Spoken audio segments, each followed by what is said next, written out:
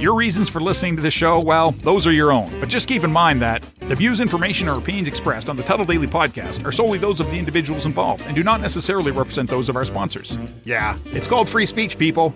Nobody's forcing you to listen. One-of-a-kind shades made to order by VaporShades.com. Vapor Shades designs the outer layer of the sunglasses just like a wrap on a car. They customize your sunglasses, marbling the paint. The end result is no two pair of sunglasses are alike. Yours will be completely unique to you. Check us out at VaporShades.com. Use promo code Tuddle for 15% off your entire order. Get ready for your daily dose of Tuddle. The all-time greatest intern/producer we've ever had, of course, Tuddle. Tuddle in Florida. From the Vapor Shades Hobo Fish Camp, it's the Tuddle Daily Podcast. Anarchy! Anarchy! Anarchy! No wonder nobody likes you, Tuddle. Everything's a goddamn debate.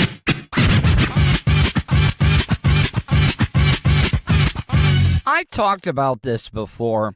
A lot of the trolls out there automatically want to call me a libtard, think that I am anti-conservative, and that's the furthest thing from the truth. Like, I don't like any of the politicians, and I'm about to play some audio for you. You know, a lot of people said, oh, you're just bashing Trump all the time. It's not the case.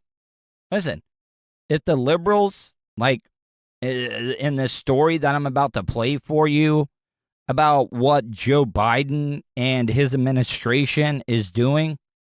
And I also don't play a lot of audio from Fox News, but I just had to play some of this for you because this is goddamn hypocrisy at its finest. Well, the White House defending their decision to let go of 5 staffers because of their past use of marijuana. The move coming despite this admission from the current vice president. Have you ever smoked? I have. Okay. Like I inhale. I did inhale.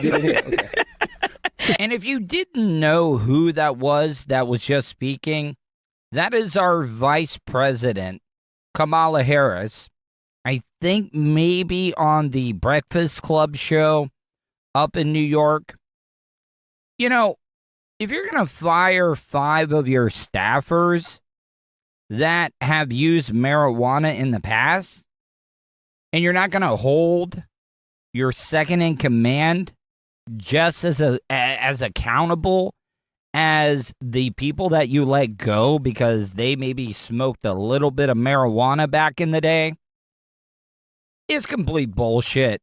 It is complete, absolute bullshit. You know, George W. Bush, I don't know if he ever admitted it, but from what I heard was that he loved the cocaine back in the day.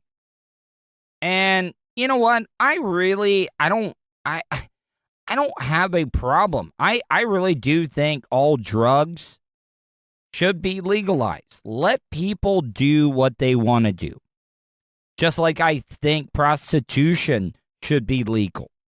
Now, I also know that a lot of sex trafficking and stuff like that happens because of prostitution. But think about this. The only amendment in the entire history of the United States of America was prohibition. They overturned prohibition because guess what? When they figured out, holy crap, we basically created the mafia. We created organized crime. Now, there does need to be some regulations on it, like driving around high as fuck. Yeah, no, that's not cool. But let people do what they want to do. Let people be responsible for their own well-being. Do you realize how much money the state of Colorado has made after they made marijuana recreational? And let's be honest, nobody has ever died. I mean, maybe. But I think you would have to smoke the most massive amount of marijuana to overdose. It's just not happening. Now, Washington Examiner commentary writer Tiana Lowe calls the firings preposterous, and she joins us now.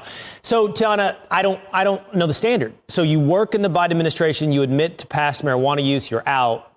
But the vice president, we just heard, readily admitted to past marijuana use. I don't think that I have ever once, during the incarnation of the Tuddle Daily podcast, have I ever played any audio from Fox News. You know, I get tired of getting attacked all the time, saying that I am sucking the liberal dick of the party, especially Matt Major. Do you guys realize how much hate that I get for being on Matt Major's website, 315live.com? I mean, the guy, my numbers increased the day that I joined his network, his website, 315live.com. But everybody wants to call me a liberal dick sucker. No. I don't like any of these politicians. They are all crooks. They are all like beholden to the lobbyists. They don't give a fuck about us. Look, whoever the president is doesn't matter to people like me and you. The people that listen to this show, I'm sure that there are some really rich people that maybe do listen to the Tuddle Daily podcast. Why we are so divided in this country right now is because of class. Not about race. Not about this. It's not about that. The rich have gotten richer during this pandemic, and the poor have gotten poorer. So, yes, I'm going to call out the Biden administration when they come up with something as asinine as this is right now, especially when Kamala Harris admitted on a very nationally syndicated radio show that she smoked pot. I mean, it's as Tulsi Gabbard said when she destroyed her on the debate stage. Kamala Harris is laughing about how she was lighting up to Tupac and Snoop, which, if I have my timeline correct, roughly puts it while she was an assistant in the district attorney's office, locking up nonviolent drug offenders, or at least helping to do so. Am I living in bizarre world right now? Because I never thought in a million years that I would be agreeing with some Fox News pundit, but she is correct. Do you realize how much money we waste on locking up nonviolent drug offenders? Now, I can see going after the big dealers and stuff like that, but for the people that have addiction problems, how is it helping out anybody by locking them up? We're doing nothing but wasting money, having to put them in jail, feed them, take care of them medically. It's just a big waste of time. Go after the dealers. I mean, you can see the progression that is going on. I mean, they are decriminalizing a lot of marijuana use right now, as long as it's under a certain amount. But we really, really do. I mean, seriously, people, what good does it do for us to be locking up people that have addiction problems, people that maybe are self-medicating? That's one of the things that I realized when I was in the mental institution. All the mental health people that were in there, they all had addiction problems. They all had some type of trauma in their life. And I'm not making excuses. Yes, drug addicts, they steal, they rob to be able to support their drug habits. Yeah, lock them up for that. But if I get pulled over and I got some weed or maybe some pills, what good does it do to throw me in jail for a year? It's a big fucking waste of taxpayer money, in my opinion. So the standard makes no sense. I mean, in D.C., marijuana's already been decriminalized. Oh, by the way, and I know that you guys hate when I start and stop these audio clips, these news stories and stuff, but I don't believe for a second that Kamala Harris, because this is what these politicians do.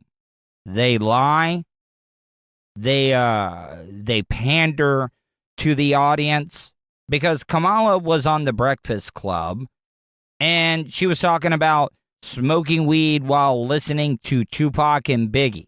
I don't believe for a second that Kamala Harris was getting high as fuck listening to Tupac and Biggie at the time. No. Just like all politicians, she said this. I'm sure she had some aide.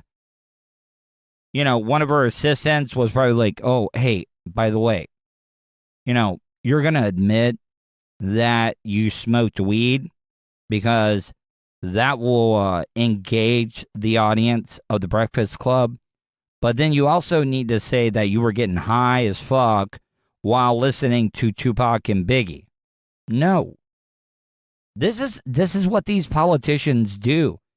They tell you what they want you to hear or what they think you want to hear.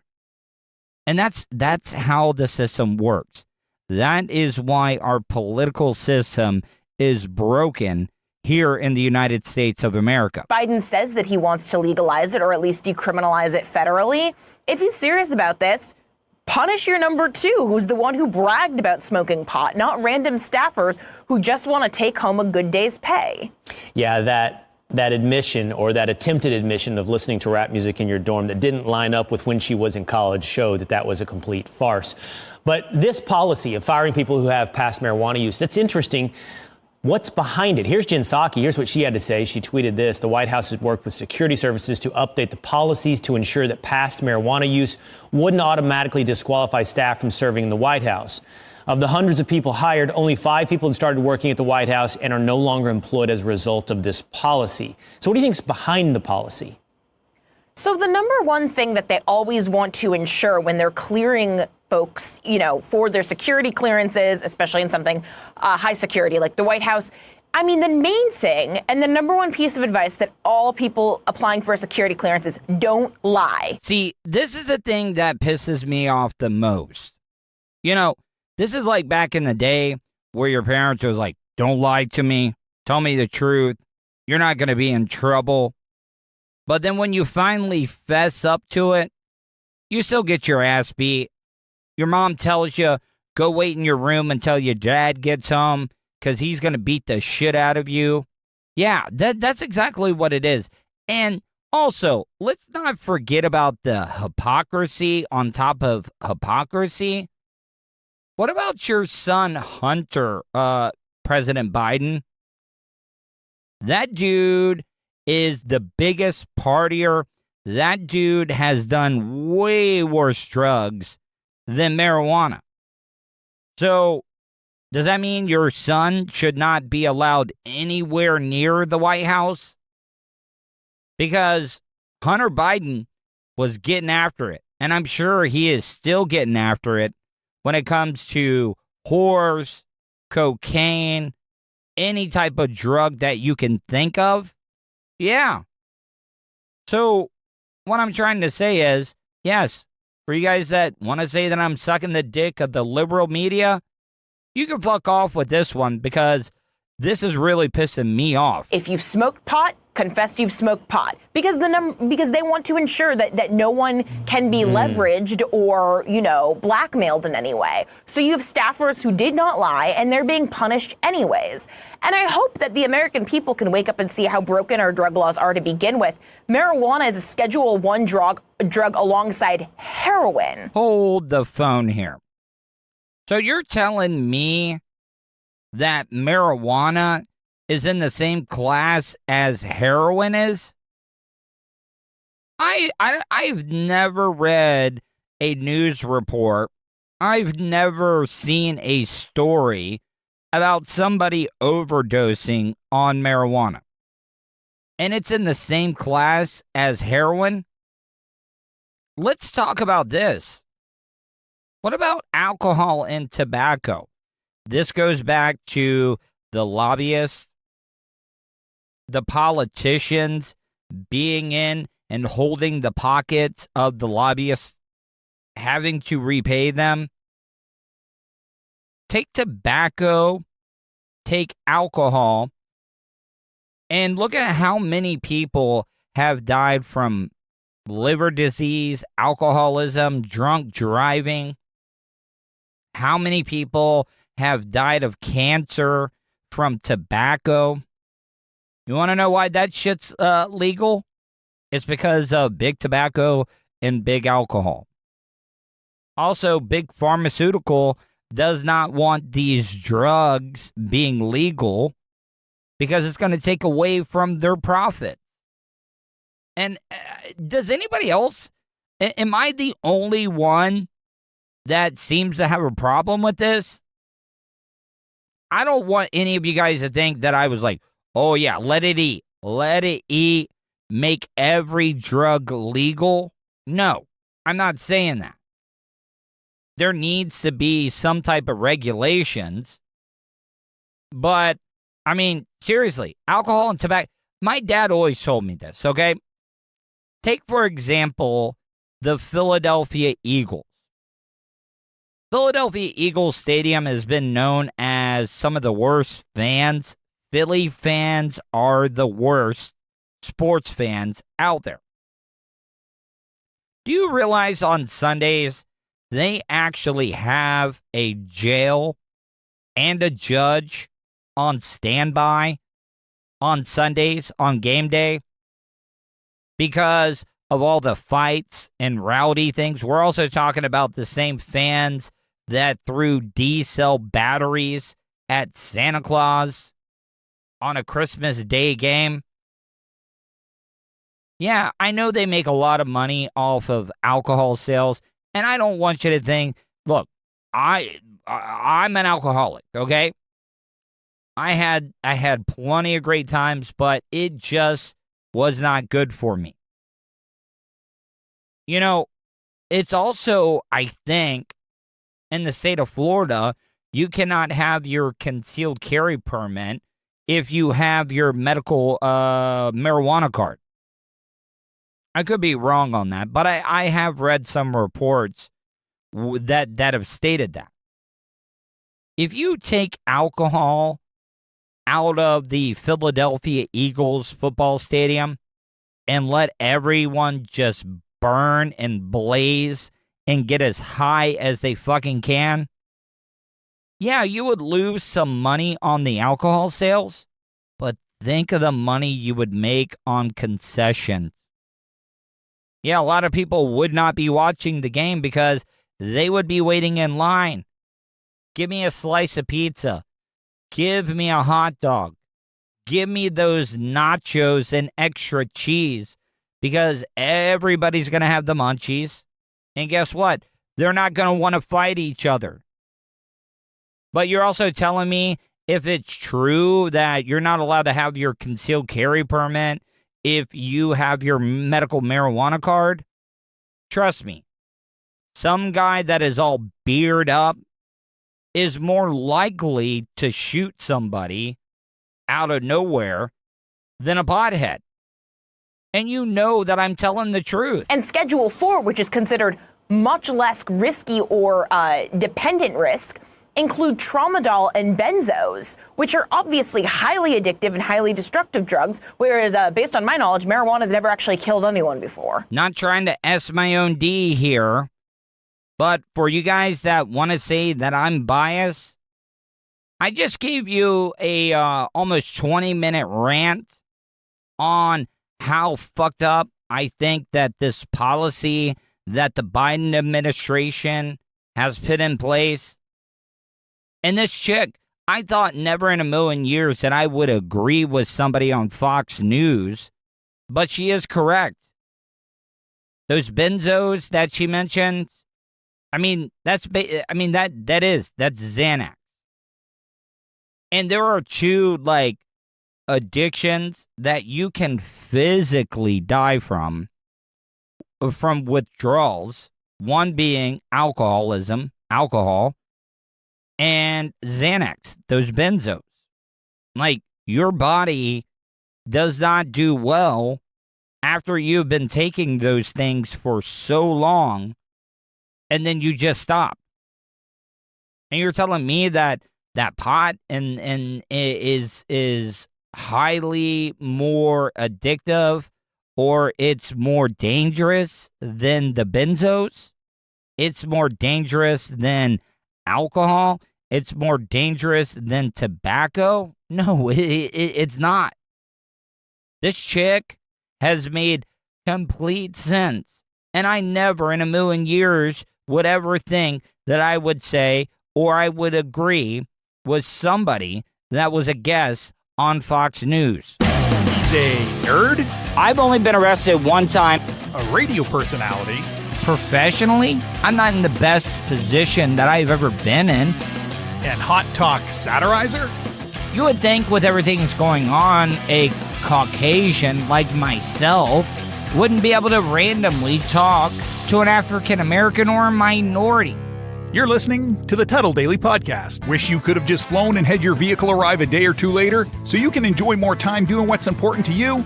Well, you can. Just give Starfire Transport a call. Let the professionals do the driving while you're flying. Starfire Transport specializes in RV and auto transport. They'll also haul watercraft from boats to PWCs, cargo trailers, and more. Service available throughout the continental United States. So don't wait. Call Brian today at 574-349-4193 or 989-751-6106 for your next move. 10% off for veterans past or present. Also, make sure to tell them Tuddle sent you for an additional discount. That's Starfire Transport. Do you have something you want to say? Hey, what kind of preacher is you? Leave Tuddle a voicemail, Cause you're kind of ignorant. especially if you think he's being an asshole. No mega bitch. Will your hurtful comments offend Tuddle? No, baby. Call the show at 407-270-3044. No, baby. All right, guys, welcome back to the Tuddle Daily Podcast. This is an interview that I've actually been looking forward to for quite some time. On the line with me right now is Brian Miller, who is... Brian, how would you describe yourself? That's such an open-ended question. Let's Well, start I just don't want to say professionally. magician. I just don't want to say magician because, like, you've done stuff that, you know, like, and we'll get into it. But, like, all right. So basically, I'm going to give you the floor. Describe yourself. Tell people where they can and find out more about you, where they can find you on social media and all that good stuff. Yeah, for sure. So I certainly am a magician, although that is not what I do for a living anymore. I was a magician full-time for 10 years, started off doing backyard barbecues, local restaurants, card tricks, coin tricks. Loved it. Had a few lucky breaks, managed to wind my career up to touring nationally and, you know, corporate high-end private events, and really got to live a life that when kids imagining being a magician or a comedian or a juggler for a living or an actor or something, almost nobody gets to do it. I really lived the dream. Yeah. Did you ever do any of the like escape artist stuff, like Houdini? No, and I everything? didn't, No. but that's just because I'm afraid. I just don't have it in me. No. All right. So I didn't mean to interrupt. So go ahead, please. No, that's okay. You did mean to interrupt, but it was a good reason though. Right. So no, I was a magician. I got to do it, and I enjoyed it. Got to make a nice living and all that jazz. And then I started to get invited to speak, because if you've done something successfully weird, like magic, and you've been successful doing it, then I started getting invited to speak to different groups about what I'd learned in building that career. And I started to find myself talking a lot about human connection, that what magicians master is the ability to take on other perspectives that are different from their own and bridge the gap. And I ended up giving a TEDx talk about it. It went bananas. Yeah, I gotta talk to you about this. So everybody, like, they make it seem like if you've done a TED talk, you've made it. I mean, explain to my audience that might not know what TED Talks is. Like, how do you even end up getting the opportunity to do a TED Talk? Yeah, so it's very different today in 2021 than it was when I did mine in 2015, and then it was many years before when it's first started. So today it's incredibly difficult because like you just said, people go TED, they see that red dot and they go, "Oh my God," right? It's just there's this instant expert, you can launch your career status that Of comes with it. course. So every one of these TEDx conferences, I know a lot of the organizers. I mean, there's thousands of these, so I don't know nearly all of them, but I know many of them. And, they say we get the amount of submissions we get every year is impossible now. It's just so many people want to do this. And they have like 6 slots at a conference once a year, 8 slots once a year. And so today it's incredibly difficult. You have to work with, you really, not to sound like self-promotional, but like, I coach TED students, and that's why people hire me, is to help them learn how to stick out in those crowds. Back when I got invited in 2015, it was just a local English teacher at a high school that had gotten a TEDx license, and he said, "Hey, you're interesting. Do you want to speak at my TEDx conference?" I said, "Yeah." And he goes, "What would you speak about?" I said, "I don't know." Like, that's not how it happens anymore. No. You have to have it fully formed now before anybody would invite you. See, now, if I'm just being honest, though, like, see, the type of radio and interviews that I do, okay, so I'll give you an idea of how I go about preparing for an interview. Like, I just want to know the basics about the person that I'm about to speak with, because I don't want to be over prepared, because then it just sounds fake. I like to let the conversation be a living, breathing organism that takes on a life of its own. Like, I know the basics of you, and I want to talk about, connecting with people, because that's a part of the stuff that you've done. Me being a radio broadcaster, I mean, you got to be able to engage your audience. It's even changed even more now, where you have to engage your audience online and social media. Are we going overboard with it, though? Like, at a point, like, with our audience, connecting with people and stuff.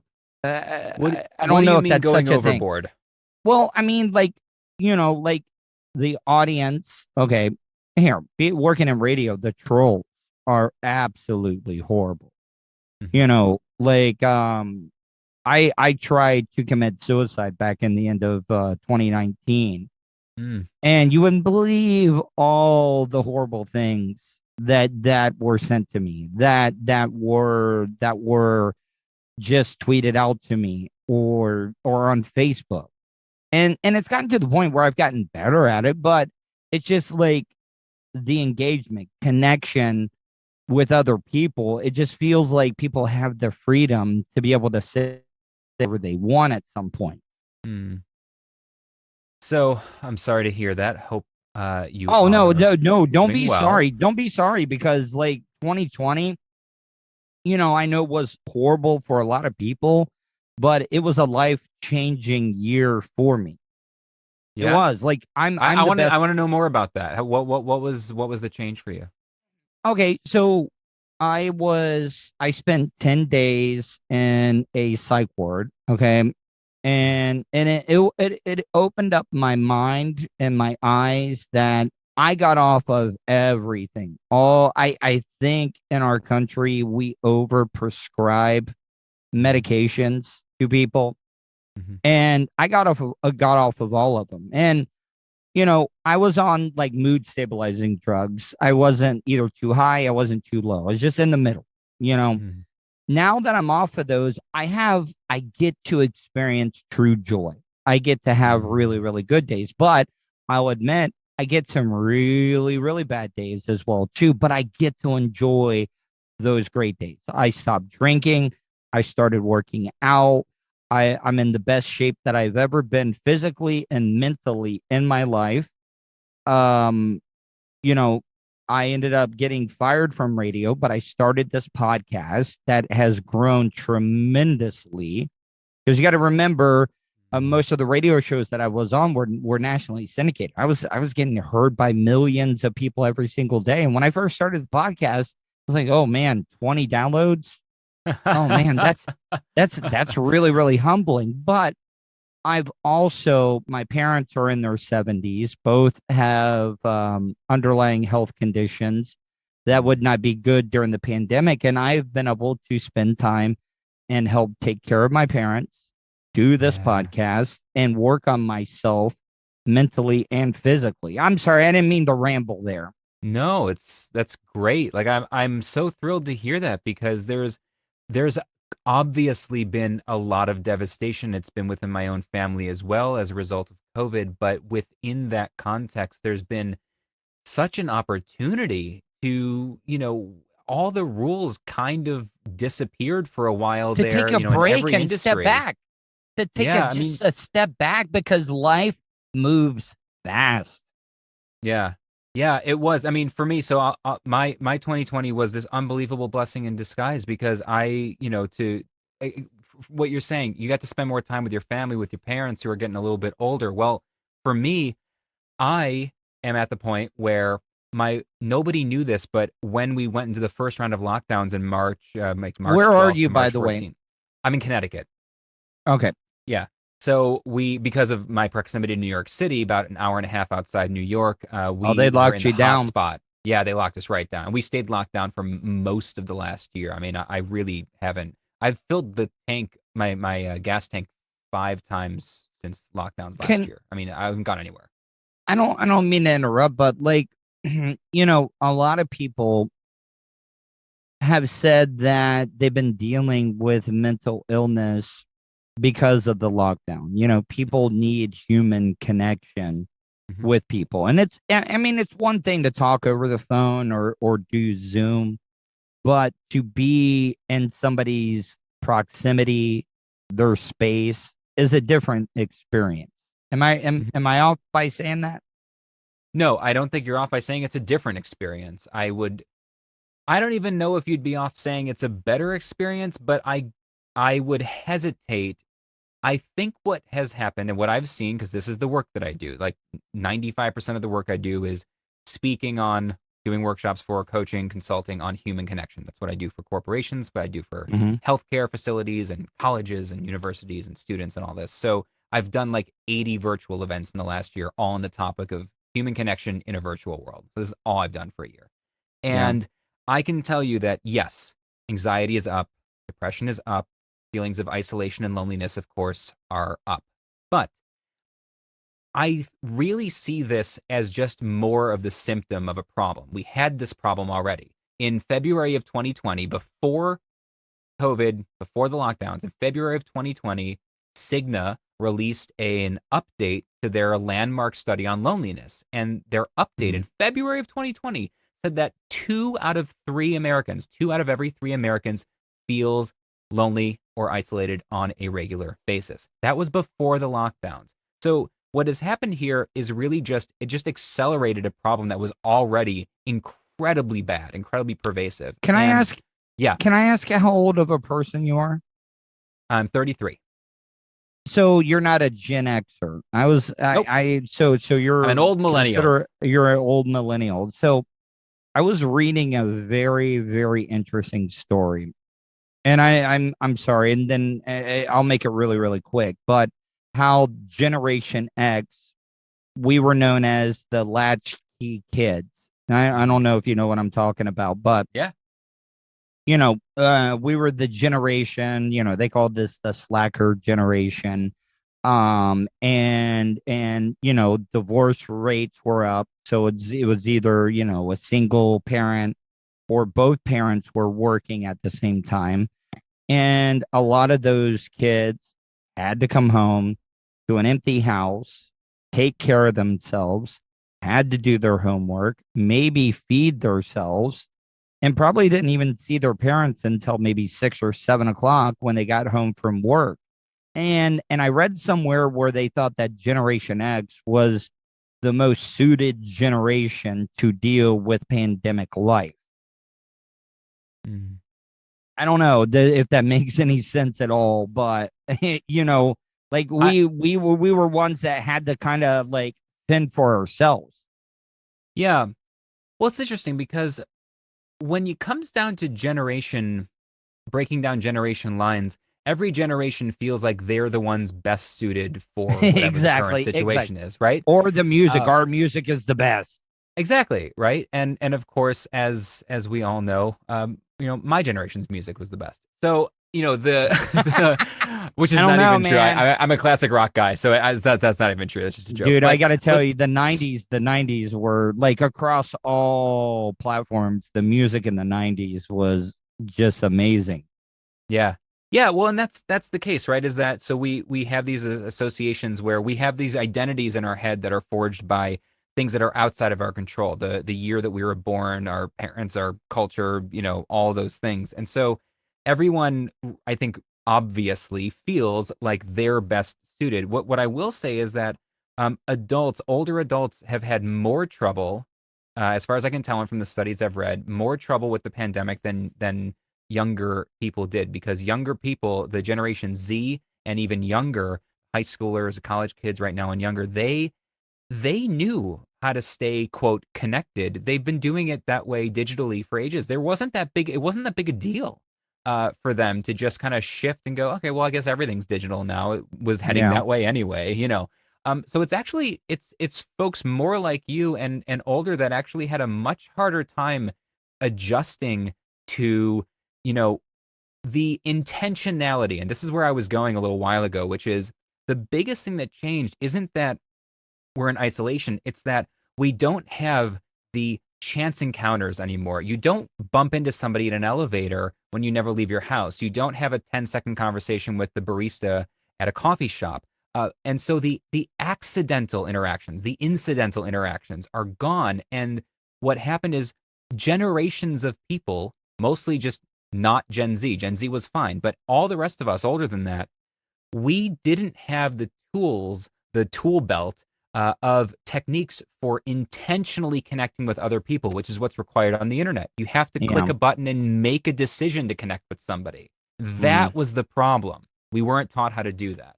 I'm glad you brought that up. I live in a very, very small town right now.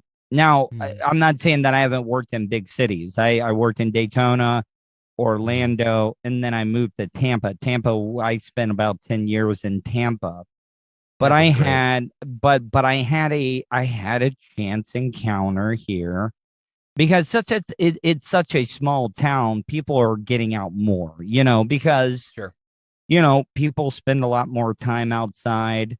And I ended up meeting a girl or a woman by chance. That was just riding her bicycle around and was visiting the community that I live in. And now we've become friends. So that was one of those chance encounters that you're talking about, you know, that not a lot of people are getting right now. Right. Yeah. And that is the biggest thing. And that's what I've spent so much of the last year working with people on, is how to take back how to make connection intentionally. And there's something that you said earlier, by the way at the beginning of this, where you talked about the radio and trolls, and are we going too far by trying to connect? I feel like what you were asking earlier was like, by trying to connect with everybody, are we actually catering to people that we shouldn't be? I feel like is that kind of what you were getting at? Kind of, but you also got to understand, in the business that I'm in, though, like, our jobs, you're a communicator, you're an entertainer. Our jobs is to garner the biggest possible audience that we can, no matter what. Oh, this is so interesting. Okay, so I love this. And I think you would probably agree, now having gone from traditional radio and syndication to podcasting, because I also run a podcast, and so I'm very familiar with this world. What you just described is, I think, the difference between the old world of media and the new world, where the old world of media was about the largest possible audience. And to quote my hero and mentor Seth Godin, the new world of media is Who is about the Seth small. Godin? Who is He's Seth Godin? he's the father of modern marketing. So he's Okay. literally he in the world of marketing. He's I'm gonna check him living out as soon legend. as I get off with you. Yeah, you should. So here's what you're gonna like about what he has to say. The new world of media is about the smallest viable audience, not the largest possible, but the smallest viable, the least amount of people you need to do your work and make your impact. And Are we so, talking the most loyal though? Or I mean, or is maybe. that kind of Well, it what you're depends. saying? So if you think about, okay, you got a podcast. What kind of impact do you want to make in the world? You don't have to answer that right now, but you think about that. You go, what kind of impact do I want to make in the world? How many people? What's the least amount of people I need to make an impact? It might be 50 people. Maybe it's 5,000, but it's probably not. It might be if I could really impact just 50 people or 100 people significantly, then they might go spread that message and ripple it out. And so we start with the smallest viable audience because you're not beholden anymore to advertisers who need to ratings, exactly, who need to hit millions of people. I mean, if there was at one point where if 6 million people saw an episode of a TV show, it was a failure, right? Yeah, but I mean, it's been so diluted because there is so much stuff out there now. Yeah, but that doesn't dilute it. What it does is it makes it easier. It doesn't make it easier. It makes it more important that you reach the right people, not the most people, right? Because there isn't a general audience anymore. That's what changed, is that here we have everything's micro. Whatever you're into, the exact kind of thing that you're into, you can go find a podcast or a YouTube channel that's into that exact thing and only that. And so each individual media channel now, or people, because a lot of us are personal brands like you and I are, we are just reaching the exact right people, which means that they're much more likely to be loyal fans. They're going to spread our message further. They're going to take up the reins themselves, and we can do our work and make an impact. It's really exciting to me. That's why, and I know this probably sounds dumb, but I don't call the people, I don't call them fans. I don't call them listeners. I call the people that consume my content supporters, because I am a big, big soccer fan. I love soccer. And, they call their fans supporters because in soccer, they believe that their supporters are just as important as the, $1 million star on the team, because, whenever I've done stuff online, I've always had a terrestrial radio station to be able to promote what I'm doing. This whole podcast, since I've started it, has all been through word of mouth. And that's why I call the people that consume my product my supporters. Yeah, that's right. And so that's exactly the key to connecting with people in the new world of media is you're connecting. You can't connect at anybody. You can only connect with them. So those people that you talked about earlier, the trolls, you just ignore them. You give them you pay no mind to them because you're not even trying to connect with them because they're not trying to connect with you, right? You can't connect at those people. They're not interested in connecting with you. So, yeah. But Brian, though, I mean, the way that the system is set up with the algorithms, with all of that stuff, for people to find out about you, you got to cater, though. I know you say that, you need to go for your audience. It doesn't matter how big they are, but the game is kind of set up where you have to go for the big audience, though. Why? Well, just because of the way the system is built. Algorithms on YouTube, Twitter, Facebook, Instagram. I mean, it is. I think it's the opposite, though. I really think it's the opposite. So when you're talking about the algorithm, especially, what it's looking for is in the first 5 minutes, 10 minutes, hour that your content is up, are there a handful of people who engage with it in any meaningful way? Did they like it? Did they share it? Did they comment on it? And so the goal is to get 5 people, 10 people who most care about your work to like it and comment and engage with it, to share it. And if just those tiny group of people do, the algorithm goes, oh, people are interested in this. I'll show it to a little bit more people. So I think it's the total opposite. Don't go for everybody because nobody will be interested. Nobody's everybody, right? Yeah. So, Yeah, no. yeah. I don't want to bore people with all the nerd talk we're talking about when it comes to that stuff. I want to ask you, what was the first magic trick you learned? Oh goodness, the first magic trick. I'm sure it was some version of the same one almost everybody had in a magic kit when they were a kid. It was probably remember that little you get in every magic kit, that plastic slider where you put like a coin in it and then you push it in and you pull it out and the coin's gone. Right. Some version of that. Maybe the ball in the vase, that little plastic ball and vase you get in every magic kit when you're a kid. It was just some version of that. Whatever was in every magician starts at the same place with some version of the same handful of plastic tricks and magic kits. Yeah. What's your best trick? It's not for me to say. I don't know. In your audience. opinion. Well, I mean, come on though. The one that you're all right, not your favorite, but what is the one you're the proudest of? That's a very different question. It's a good question.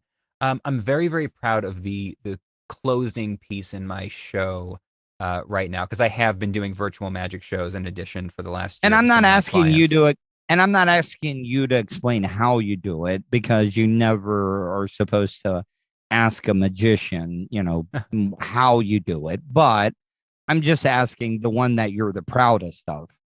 Yeah, no doubt. The one I'm the proudest of is the closing piece in my show, and it's not because of the trick itself. It wouldn't even make sense to describe it out loud, but it's because of the story that I tell with it and how I watch it impact people. I leave my audience, even though I do a very silly comedy magic show, I leave them with something very, I don't want to say serious, but significant, powerful, meaningful, and it's a story about finding balance in your life at the end of an admittedly silly show. So I'm proudest of it, not because of the trick itself, but because of using the trick as a vehicle to leave somebody with something meaningful. Okay. Now, is there a hierarchy? Like, do you do card tricks, or do magicians look down like, oh man, you're doing card tricks? Whatever. No, there's a common misconception that you somehow work up from the small sleight of hand stuff to the big stage illusions. In many ways, the big grand illusion stuff is the easiest to do. There are boxes that work on their own, or the assistants do all the work while the magician looks pretty and dances around. Not to say that those guys aren't great at what they do. What you mean by misdirection when it comes to having the assistant? I don't think a lot of people realize that. Yeah, but they're watching the magician dance around and be fancy, and it's all the assistants in the background in the shadows that are doing the work, and the boxes work on their own. I mean, if you got $1 million, you can go buy one of those illusions. They're awesome, but they work on their own. In fact, most magicians in most circles anywhere in the world will tell you that the hardest type of magic, it is sleight of hand. It's card tricks, it's coin tricks, because there's nowhere to hide. The close-up is with the audience. Yeah, the close-up stuff. Now, let me ask you, what do you think of? I think Penn and Teller used to do a show where magicians, and they would have to try to figure out how they did a certain trick. Like Penn and Teller's Fool Us. It's still on. Okay, so like, what were your thoughts on that? I mean, is Penn and Teller like? Look, I love them. I think it's funny. It's a great mixture of comedy and magic. But like, what are your thoughts? Like, do people in the magician world like respect them? Oh yeah, so they are deeply, deeply respected. In particular, Teller, because he's the magician, right? Teller is deeply respected by magicians. He's a historian of magic. He's a philosopher of magic, and he's a brilliant, brilliant sleight of hand artist. Penn and Teller are easily my favorite magicians that the average non-magician would know about. Of all the magicians you've heard of, which is probably 4 or 5, though they're easily my favorite, hands down. And their show Fool Us is wonderful. Who was one that maybe like none of us would know about that you are like, oh my God, this guy's amazing? Wow, that's such a great question. So the average non-magician will have never heard of oh gosh, like there's so like I can't even pick a name. Jay Sankey, Richard Sanders, Yeah, kind of Gregory give me a Mount Wilson, you know. Rushmore. give me a Mount Rushmore of the ones that we wouldn't know. Like, so you gave me three, and I think like an a-hole, I interrupted you on the fourth one. So No, I mean, I could literally rattle off all the magicians that I was inspired by, that I grew up idolizing, are ones you would have never heard of. They're magicians that magicians know. They are, you know, they're just so many masterful. But many of those magicians are getting known now because, to our earlier conversation, we're in a world where everybody has a media studio in their pocket. So those magicians can build massive YouTube followings now in a way that in 10, 15, 20 years ago, they could have never gotten exposure without mass media. So it's very cool. Like Derek Delgadio, who has his show In and of Itself, which just came out on Netflix after years on Broadway. He's a magician nobody would have ever heard of. wait, is that the guy that was on social media all the time? I think there's one magician that I see on social media all the time. And well, we have different news feeds, so I don't know who you're seeing. You might be seeing Justin Willman. Yeah, well, whoever, he seems like a douchebag to me, in my opinion. Then no. I'm sorry. I'm sorry. I don't mean to be but he just seems like. Then you're talking about somebody else, and I have a feeling I know exactly who you're talking about. Yeah, and we don't want to talk bad, but I'll say it. He seems like a douche. But what I'm trying to say, okay, now can I ask you a serious question though? You being a magician, do you enjoy magic shows or going and seeing it, or are you too worried and trying to figure out how they do things? What I mean by is, like, can you sit back and just enjoy it, or are you in your mind like, all right, I know how he did that, or I can't figure out how he did it? Yeah, it's a really, really good question. So the answer is, I love a magic show when it's a great magic show. And what I mean by that is, or maybe not obviously, because you just asked, I can't turn off the magician brain. There's no switch where you can turn it off and you're not able to see how a trick is done. 99% of the tricks that I'll see any magician do at this point in my career, with a lifetime in magic, I will be able to figure out the trick. Is there one that you haven't been able to figure out, though? And does it bug the hell out of you? No, when the trick actually fools me, it makes me feel like I did when I was a kid seeing magic for the first time. Oh, I never want to know how that trick is done. I hold on to that pure joy, that pure feeling of wonder. No, I never. If there are tricks left, I don't know how they work. I never want to know how they work. But no spoilers, absolutely. But even if I know how the tricks work, that's not how I judge a great magic show. I judge a great magic show by if I was able to get wrapped up in it, enthralled by it, and if I can find joy and wonder in it in spite of knowing how the tricks work. That's a great magic show, because the real magic isn't the secret. The real magic is the connection with the audience, the shared experience. I was about to, that was going to be my next question. Who was the total package when it comes to magicians? The ones that would do the tricks, but could connect, could talk, could make people laugh, could make people cry. Who was, and I know I'm going to feel like a big dumbass once you tell me the name. Who was the guy that made the Statue of Liberty disappear? That was David Copperfield. Yeah, Copperfield. Now, is Copperfield a joke in The Magician? Or no, he's not. No, he's a living legend. Yeah. But who is the total package when it comes to magicians? The ones that had everything. Okay. Ones might have the best tricks, but they're not able to connect with the audience, like you said. I'm talking about the one that was just overall, when it comes to everything that you're talking about, connecting with people, doing the trick, entertaining. In your opinion, who has that everything? Darren Brown.